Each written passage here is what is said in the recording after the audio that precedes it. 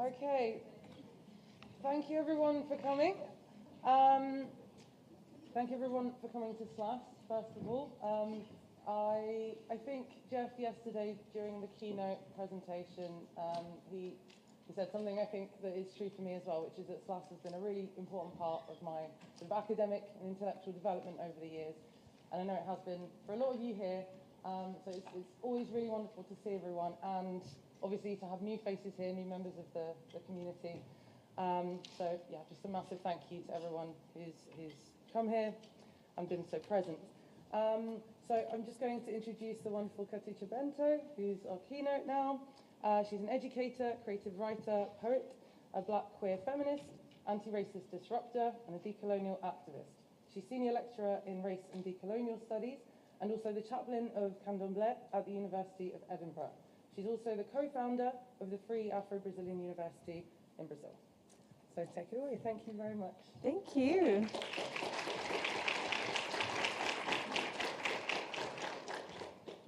Thank you for this invitation, and thank you for everyone being here and being present. Laroye, Exu, Exu é Mojubá.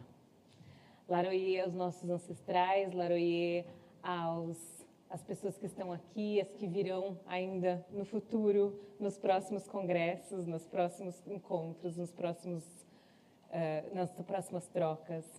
A bênção aos ancestrais. E I need to start saying that was a salutation for Exu, Papa Legba, Legbara, and so many other names that the divine entity of the pathways, the crossroads, is in this moment, is being saluted, is being honored, and is being also summoned to facilitate our exchange today. I need to say that I will be talking about love. So for those who will have a more inclination to understand or interpret as something romantic, this is not for you. I am talking about love from a very radical perspective. And as much as I'm not going to be saying the word love, as we're going to land on the very last slide of this presentation, which might seem a little bit cheeky, it will be about love. So just hold on to this information, because at any point I'm trying to say that this is easy, and it's the opposite. I'm trying to complicate, or maybe just unveil the complicated aspects in which we need to talk about love and dare to connect through that tool, that sentiment, that revolutionary aspect of being and thinking otherwise. Okay? So I also think that when talking about this radical approach to love, there is a revolutionary nature of reconnecting with what was kidnapped, stolen on the shores of the African continent, especially because I'm centering blackness here. And that's where we're going to land. I'm also going to talk about Brazil from a very central aspect. But in any way, I would like to make this as a regional centric aspect to try to universalize other possibilities. What I am trying to say is by centering Brazil and by centering blackness, giving you possibilities to imagine the ways in which this can be translated in different contexts and settings, because I am not an expert in Nicaragua, but we could go there, right, together. And that's why, just to go back, love is a revolutionary tool of connection and also understanding of where the decolonial can sit, even if objectives can be different, as long as they are, decolonial, anti-capitalist, and trying to dismantle basic aspects of coloniality. So I'm just going to start by saying that this is a conversation. It is uma negociação, a work in progress, a work in progress. This is a work in progress. Just a reminder, be kind to me. Let's just think together about the otherwise possibilities If it doesn't work, we can try again, maybe next year, but more importantly, elsewhere, outside academic realms, where the coloniality is more possible to flourish.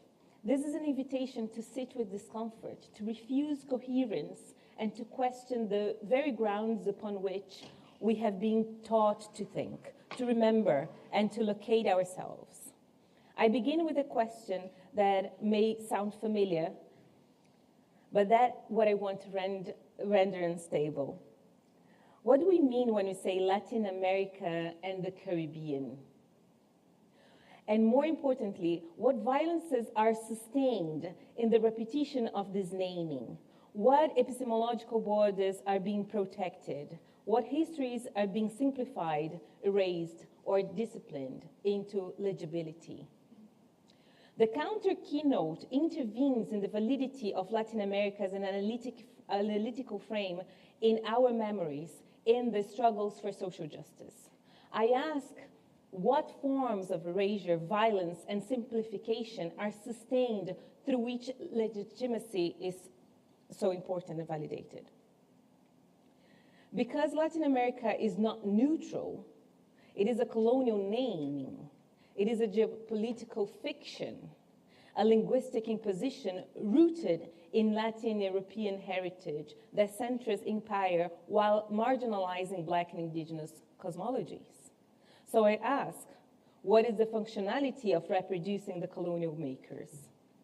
Why do we continue to organize our imaginaries through categories that were never meant to hold us, but to discipline us? Where I want to briefly honor my colleague here, I don't know, Erika Zuniga, whose refusal to the term Caribbean reminds us that even this name carries the violence of colonial imaginaries linked to Carib, to cannibalism, to the primitive portrayal of indigenous peoples. So what happens when we continue to reproduce these terms without interrogation? Why not Abe Yala, a name used by the Guna people meaning land full of maturity or land of vital blood? Why not Turtle Island from many indigenous North American cosmologies? Why not Pindorama from Tupi-Guarani, referring to the land of palm trees? Each of these names is not simply a label, it is a cosmology, a way of understanding territory, relation, existence. And so I turn to Lélia Gonzalez, Lélia, amazing Lélia, who offers us not a correction, but a rupture. Amefricaladina. Gonzalez writes in the opening of her formulation, a categoria de amefricanidade, tal como estamos colocando, nos remete não só à América como um todo, mas à América que incorpora a experiência negra e indígena, ultrapassando as limitações impostas pelas categorias geográficas e linguísticas tradicionais. I'm going to translate this one. The category of Amefricanidade, as we're proposing it, refers us not only to America as a whole, but to an America that incorporates Black and Indigenous experience, surpassing the limitations imposed by traditional geographical and linguistic categories. This is not a simply semantic shift. It is a political, cultural, and epistemological intervention. And yes, the D in Amefricaladina matters. It interrupts Latina. It destabilizes the smoothness of Latinidade. It inserts a fracture, a hesitation, desvio. The D for desvio, is not ornamental. It is a political and epistemological disturbance that gestures towards Ladino as a historical, cultural, and discursive category. To deepen this, I want to situate Ladino through my own engagement with Gonzalez's work. Gonzalez explains its importance to be conscious of the signs of obstinate negation, which formulates the trick of racism. So here she is being very psychoanalytical in terms of the term from Freud, Vernung. I'm sorry if I'm butchering German. maybe this is the intention. So she is talking about the negation of our place in the world as Black people, as humans, by colonialism, by whiteness. And she's saying that we can negate this negation. So we say no to this negation that we are humans, that we exist, that we are valid. And then we have this double negation, right? This double negation is crucial. It is not simply a denial, but a strategic repositioning, a refusal to accept the place assigned by coloniality, while also refusing the terms through which that place is denied. With this, Ladino emerges as a layered and unstable category. In Portuguese, Ladino may refer to vivacity, astuteness, a certain cleverness of spirit. But historically, these meanings extended to multiple terrains.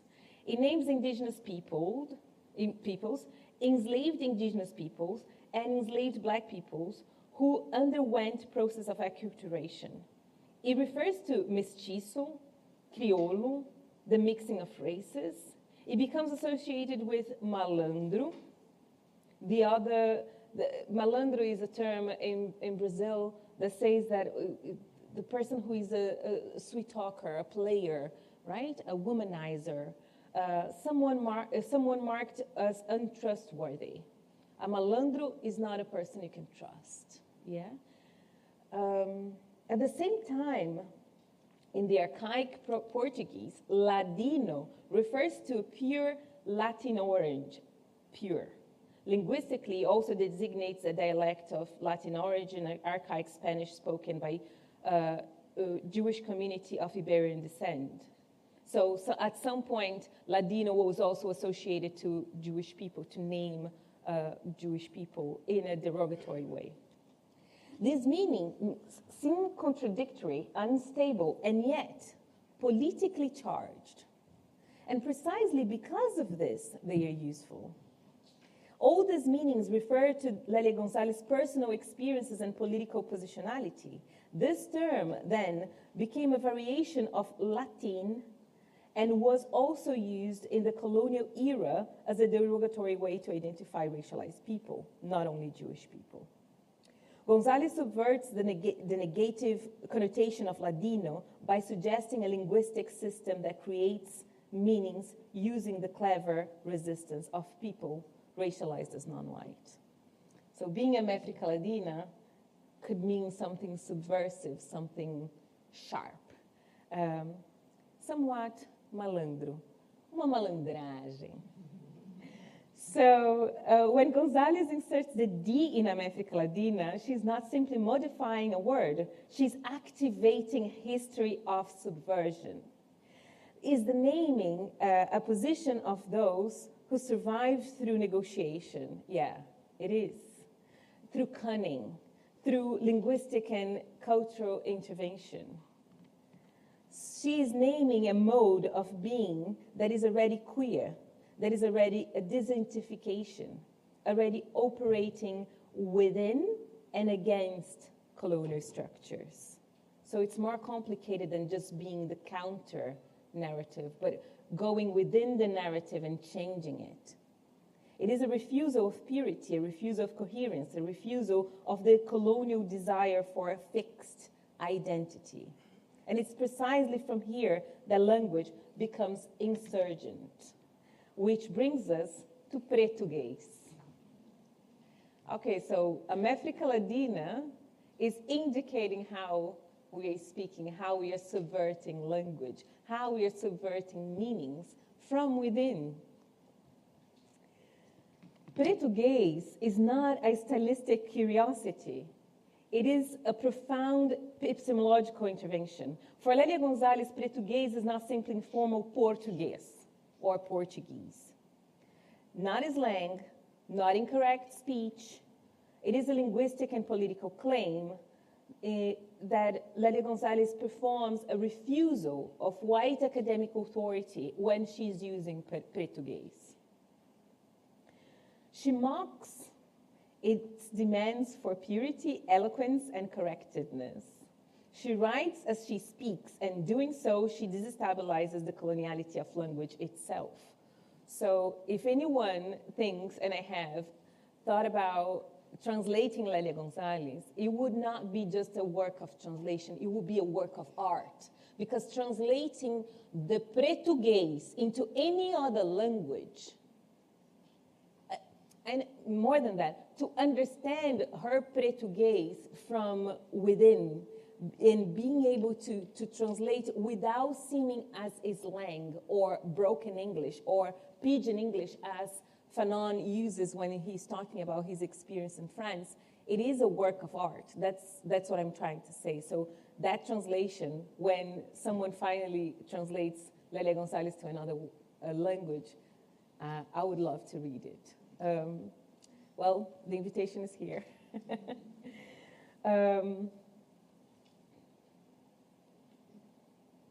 Okay.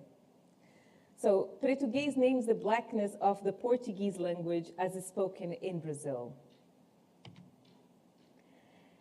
It is the recognition of what is called Portuguese as already something that is being transformed, already reconfigured, inhabited by African presence. Grammar, vocabulary, rhythm, connotation, musicality all carry the marks of African languages that survived the violence of enslavement and reshaped the colonial tongue from within. The colonial tongue from within. La lengua, a lingua. I think it's an embodiment of Amefricaladina method. For the Brazilian in the room or anyone who could follow, this is Portuguese. If I say, Paranauê, Paranauê, Paraná. Paranauê, Paranauê, Paraná. Paranauê, Paranauê, Paraná.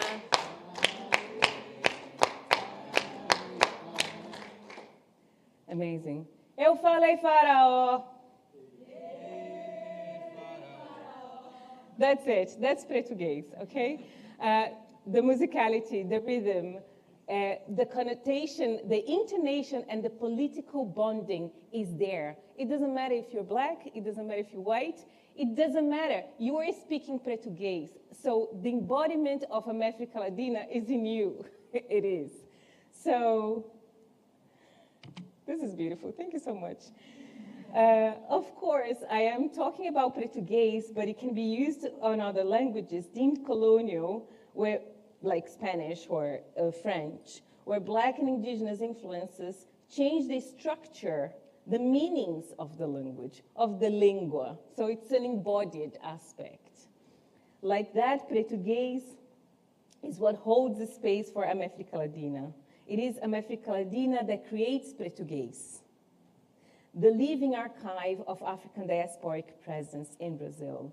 In this sense, Portuguese is not a deviation from a norm. Portuguese is the production of another norm, another norm. It is the result of African linguistic systems reorganizing Portuguese, bending it, remixing it, refusing its purity, the evidence that language was never fully controlled by the colonizer. Portuguese is a form of reclaiming ownership.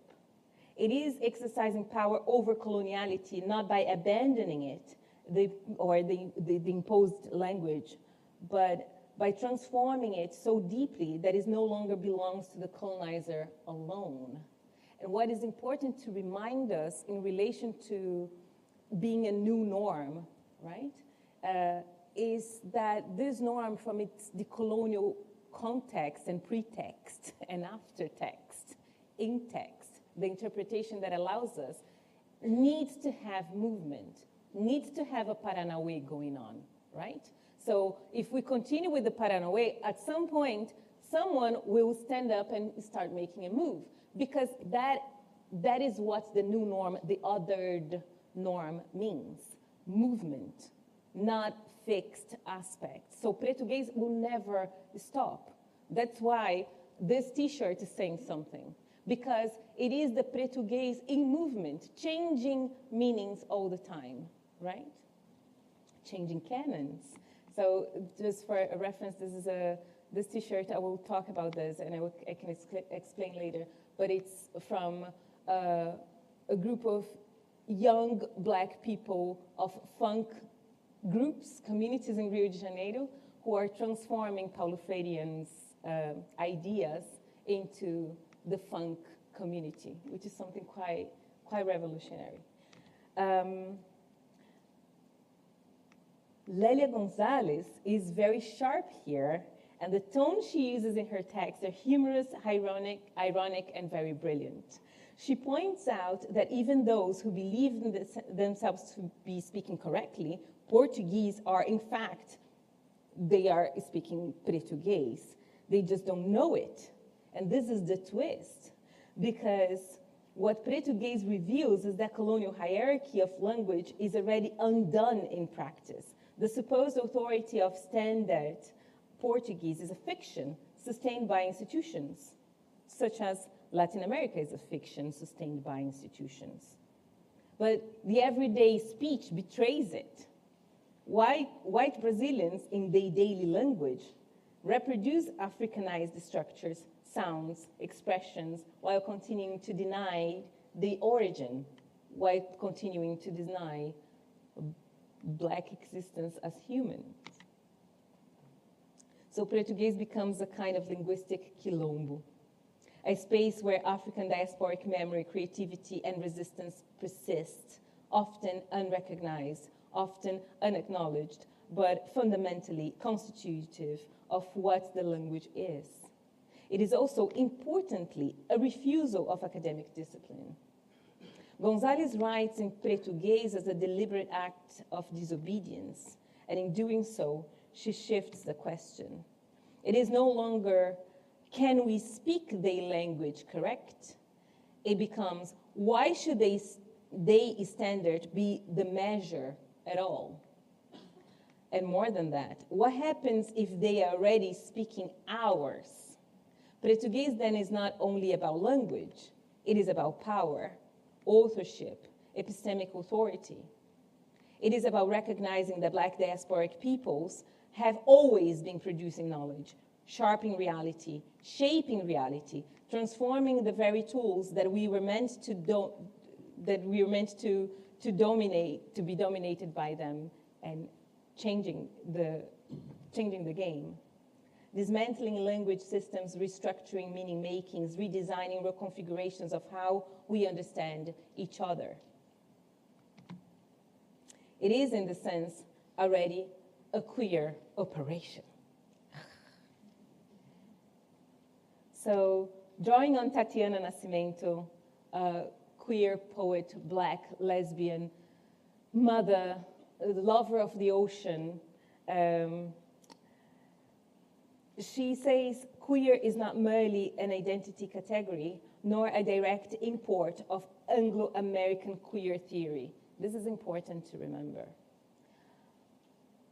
It is a diasporic, Black-centric re-articulation that emerges from the need to name dissidents within colonial, racialized, and linguistic contexts. That is queer in this particular moment of our conversation, our negotiation. Nascimento proposes queer as a poetic and political operation. It is a way of deorbiting from colonial normativity, refusing gravitational pull of whiteness, hetero-cis normativity, and Eurocentric epistemologies. Queer is not about fitting into existing frameworks of recognition, but about disidentifying with them altogether. In Tatiana's formulation of Quilombo, Quilombismo, queer becomes inseparable from Quilombo. 1 second, I will explain what Quilombo is. Sit with me. We're just doing the queer part now, the queer operation. A space of collective existence where Black diasporic and sexuality dissident live dissidences. Oh, I'm so sorry, I have to go back. Queer becomes inseparable from Quilombo, a space of collective existence where Black, diasporic, and sexually dissident lives are not defined by lack of marginality, but by creation, healing, and epistemic invention. This is a very important epistemological starting point in which we are shifting Blackness from only the space of victimhood and negation to double negation, creation, creativity, yeah? So the starting point changes, the method changes. We see Blackness from a different perspective. We see othered from a different perspective. We embody Amefricaladina. She reminds us reacting only to pain is still retelling colonial stories. Queer insists that we have more than wounds to narrate. We have language, desires, cosmologies, and futures to create. So queer here operates as a refusal of imposed categories, a method of unmaking and remaking, and a commitment to imagining existence otherwise. Queer is what I'm offering here as a methodological tool to dismantle America Latina in its colonial patterns, in borders, in institutions. Queering is a bending of structure, a refusal of that purity that I was talking about, a creative occupation that destabilizes the illusion of control. Why do we need to have control? Why do we need to have binaries? And from here, language itself is a Quilombo making. So I ask many questions in this presentation. What would it mean to write memory studies in Portuguese? What would it mean to theorize in queer, in desvio, in refusal? Because this brings me to the core of my counter-keynote, my counter-methodology. I am not interested in continuing to center suffering as the primary epistemological register. Sim, a dor é real. Yeah, the hurting from colonial violence is real. Racism structures our realities, fact. Not race, or as Ta-Nehisi Coates says, race is the child of racism, not the father. But we only speak through pain. And if we only speak through pain, we remain captured by the very system we seek to dismantle. And there, I return to Audre Lorde, who reminds us that the master's tools will never dismantle the master's house. She is brilliant. But I want to pause on this word, dismantle. What if we think of it as a dismantle? And this is Nathaniel Coleman, shout out to the amazing and brilliance. I think a few people here know who I'm talking about. They were the person, the mentor, the teacher who inspired me to think about this word, this particular word as a concept. Dismantling, to remove the mantle, to remove the cover, to take off the veil, to expose the structure, to denounce, yes, but also to undo authority that sustains it. Dismantling is not only destruction, it is a process of revealing and making and refusing the legitimacy of colonial canons of knowledge. Using language as a territory of becoming, and then I bring Lamar Jarrell Bruce here, who writes, nowhere at all, as an auspicious place to begin from a Fanonian perspective in relation to the zone of being and the zone of non-being. Yeah, you with me? Fanon, talking about the zone of non-being being allocated to Black people in the dehumanizing process of our contemporary society as part of a colonial legacy. So the zone of being, non-being, is a zone of dehumanizing, enslavement, the portrayal of Blackness only through stereotypical primitive lenses. So if there is a zone of known being, then nowhere at all may be a especially auspicious place to commence. This nowhere is not absence. It is possibility, is Amefricaladina. It doesn't need necessarily a Latin America. It needs nowhere, since we are already in the zone of non-being. Amefricaladina is a nowhere and everywhere. It is a floating of signification, like the inspiration that Quilombo offers us. Quilombo is, but also exceeds geography. Quilombo is within, but also exceeds nation. Quilombo exceeds borders of language, so much so that we can write Quilombo with a K, Quilombo, or we can change the word and say palenque, or maroon. And we're still talking about fugivity, existence, Black possibilities of creating life and not just surviving. Spirituality, cosmology, and epistemology together, not as separated by colonialism. Quilombo is and has always been a space where dreaming is part of the everyday, because imagining a world without colonial oppression requires a bit more than just reproducing the structures of capitalist societies. And the definition of Quilombo is part of a debate. And I'm not here to define Quilombo, but just to offer part of this conversation. That requires Portuguese language, Amefricaladina space, and queer methodology. Because Quilombo has been persistently reduced within academic and popular discourse to a historical formation. Communities of enslaved Africans who escaped plantations. While this is not incorrect, it's profoundly insufficient.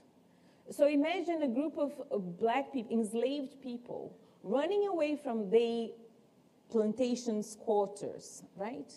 And going to hide into the woods, places they might not know, they might die if they get lost. And then they managed to build communities. They couldn't not be found, otherwise they would be destroyed or taken back. Quilombos is not just a space where they escaped to, they had to design a whole society. So it is disrespectful to say that, that's where runaway enslaved people went. That's not precisely, they built an entire system. And more than that, those Quilombos are alive to this day, right? We're talking about from the 1600s to now, as well as palenques and maroon communities. So for Beatriz Nascimento, Quilombo is not only a place of refuge, but a continuum of Black existence, a political and cosmological formation that transverses time. It is history, memory, and social organization. It is a way of being that exceeds moment of escape and become a structure of collective life, grounded in autonomy, kinship, and ancestral knowledge. With this, I am not trying to make a romantic portrayal of Quilombos. Yes, as a small community or society, contradictions, continuations of oppressions may happen, but it is a daring possibility, a revolutionary possibility to do otherwise. Quilombo, in this sense, is not simply located in the past. It is an ongoing mode of existence. I'm okay with time? Okay. Abdias do Nascimento is also going to expand on Quilombo beyond geography, talking about a formulation of quilombismo. Quilombo becomes a model of social organization rooted in solidarity, resistance. So we could decide here to become a Quilombo in the modes of doing things, in the way we want to think about things. Quilombo is therefore not only where we escape to, it's where we organize life otherwise. Now, Antônio Bispo dos Santos, a Quilombo person. Olorun Kozipure, may he rest in power, offers a crucial inversion in a terra dá, terra quer, the land gives and the land demands. This is not a metaphor. It is a cosmological orientation, a relational ethic. Bispo goes further to destabilize our spatial assumptions by asserting that the cities are in the quilombos, not the other way around. So this inversion is powerful because it shifts the center.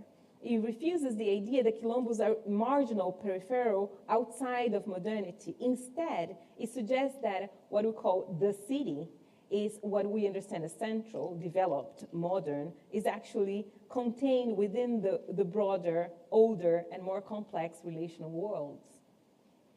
Quilombo is not outside, it is the foundation. And from there, the analogy expands. And I'm not going to say anything new here from everything that indigenous and Quilombo people have been saying now. Just as the city is in the Quilombo, not the other way around, we can also say that Latin America is in Abiyala. Latin America is in Turtle Island. Latin America is in Pindorama, not the other way around. Latin America does not contain these territories. It is a colonial layer imposed by coloniality upon them. A naming that attempts to organize, simplify, and govern what already existed. Abiyala, Turtle Island, Pindorama, these are not alternative labels. They are not alternative, but they can alter, because they are native, the existence and the realities. They are ontological positions. They carry cosmology's relationships to land, to time, to community that cannot be reduced to colonial geography. And so when you say Amefricaladina is like a Quilombo, I am invoking, I'm not invoking this metaphor lightly. I am pointing to a shared logic, a refusal of imposed borders, a reconfiguration of territory, a commitment to relational existence. Amefricaladina, like Quilombo, is a territory of being, not fixed, not bounded, not contained, a territory that is constantly being made and remade through memory, movement, and collective imagination. And here, how queer methodology is relevant as a situated diasporic linguistic and political intervention. So we're adding this to the movement of disidentification of the colonial parameters. It destabilizes the binaries, man, woman, black, white, human, non-human, zone of being or non-being. It refuses the idea of knowledge must be ordered or structured. Is a queer operating, or an operation of queerness, as an ongoing process of unmaking and remaking. Let's pause here and talk just very briefly about Britain. A nation, this is my parenthesis, okay, of this presentation. Because we are situated, we're in Leeds and we're in Britain. A nation that prides itself of multiculturalism, on diversity, on inclusion. A nation that loves to tell a story of itself as welcoming, as global and cosmopolitan, and yet, 2024 alone, around 34,000 people were returned from the UK. Thousands of those in enforced deportations. Not an abstract number, we talk about people.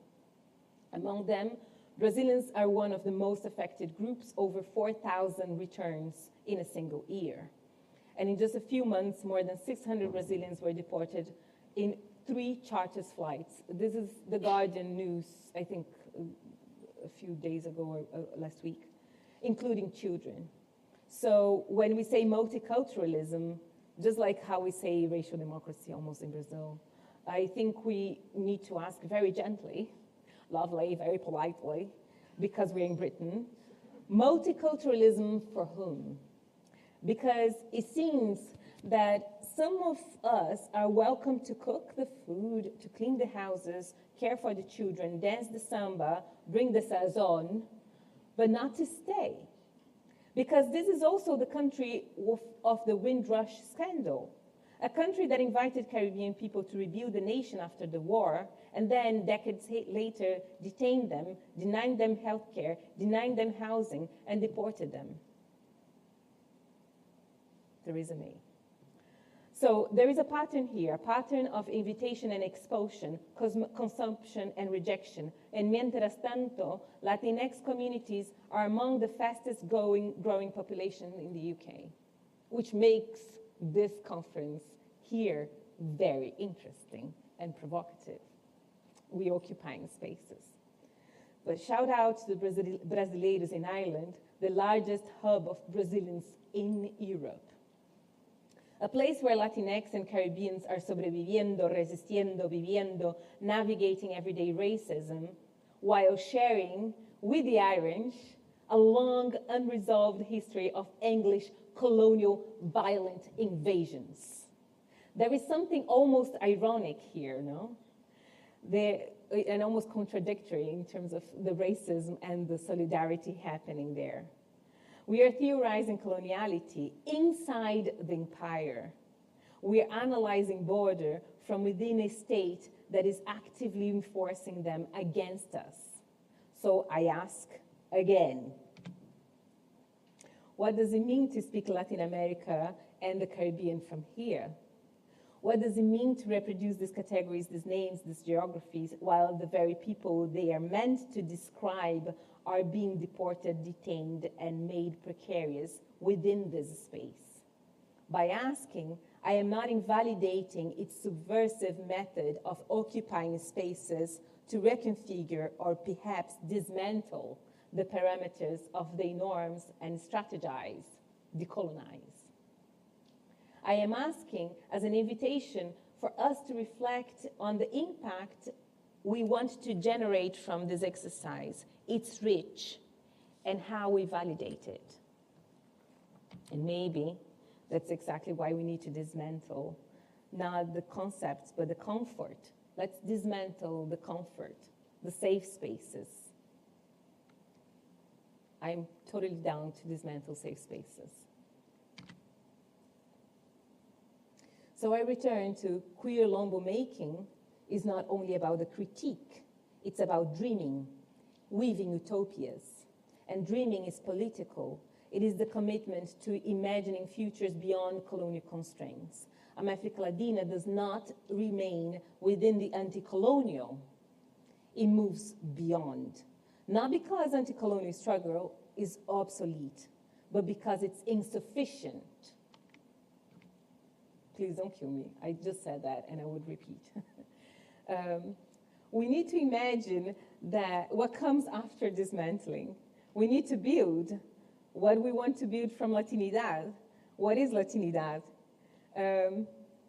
We see figures like Bad Bunny who both commodify and politicize Latinx identity, who profits from global capitalism while also creating spaces of belonging, pride, and resistance. It's a complicated icon, I would say. This is not a contradiction to resolve here.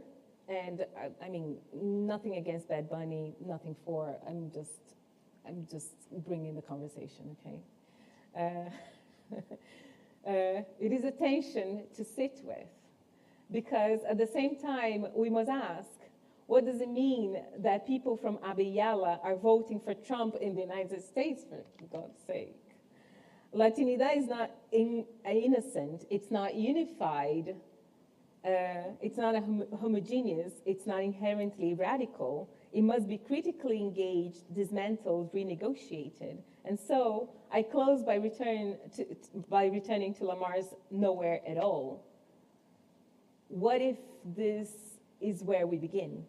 Not from fixed categories, but not from imposed categories, but from spaces of possibilities, Amefricaladina. From refusal to be contained in Latin America, from the commitment to create otherwise, queering the process for decolonial futures, to embody Latin America,